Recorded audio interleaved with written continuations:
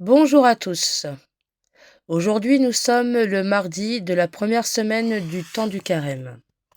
La parole de Dieu.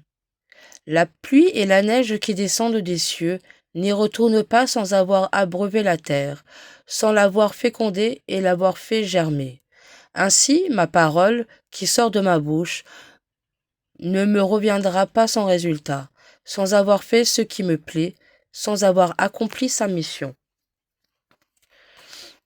Le commentaire.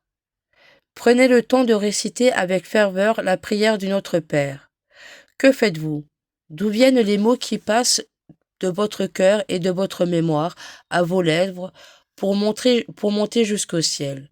Ils viennent de Dieu, bien entendu, puisque le Notre Père est un texte biblique et que toute la Bible a Dieu pour auteur principal. Le Seigneur nous fait ce don merveilleux. Il nous donne les mots qui conviennent pour s'adresser à lui. Ainsi, les mots inspirés aux hommes par le ciel retournent au ciel par nos voix. Lors de l'ascension, le Verbe de Dieu fait retour au Père, portant avec lui la nature humaine qu'il a assumée. Lors de notre récitation du Pater, les paroles de Dieu font retour au Père en portant avec elles le langage humain dans lequel elles se sont exprimées. Mais ces paroles de Dieu ne remontent pas vers le ciel sans avoir accompli leur travail de fécondation sur la bonne terre de nos cœurs. C'est pourquoi, à simple par terre, fait tant de bien. Partagez. Le Christ et la parole de Dieu donnent, dans l'incarnation de son Fils, une parole qui plaît à son cœur. Nous sommes donc appelés à recevoir notre capacité de parler comme un don de Dieu.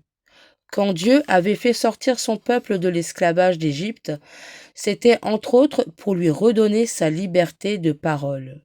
Il en va de notre responsabilité, au sens précis de réponse au Verbe, de faire de nos communautés et de nos familles ces lieux où la parole circule librement.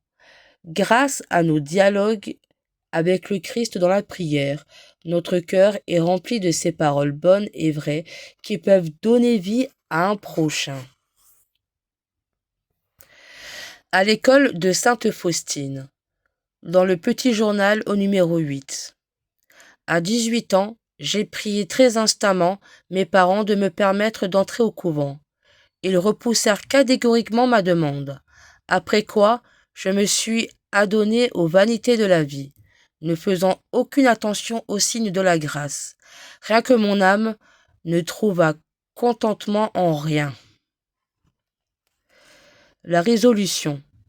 Je me décide à lire la vie d'un saint afin de comprendre quel a été son parcours depuis son appel vocationnel, comme le Padre Pio ou le curé d'Ars, ou Sainte Marguerite à la Coque, ou Bernadotte. Les exemples foisonnent. Prions. Nous ne sommes pas fils de servitude, le Christ nous a libérés. Que ta parole soit la lampe sous nos pas. Tu as promis, quand 2 ou 3 prières en ton nom, d'être au milieu d'eux. Apprends-nous la prière véritable. Que ta parole soit la lampe sous nos pas.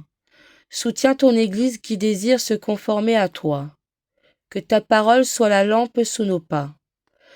Toi qui es le Verbe fait chair, permets que ta parole porte du fruit dans nos vies et dans le monde. Que ta parole soit la lampe sous nos pas. Accorde à ceux qui meurent le salut et la paix, et à nous de les rejoindre un jour. Que ta parole soit la lampe sous nos pas. L'homme ne vit pas seulement de pain, mais de toute parole qui sort de la bouche de Dieu.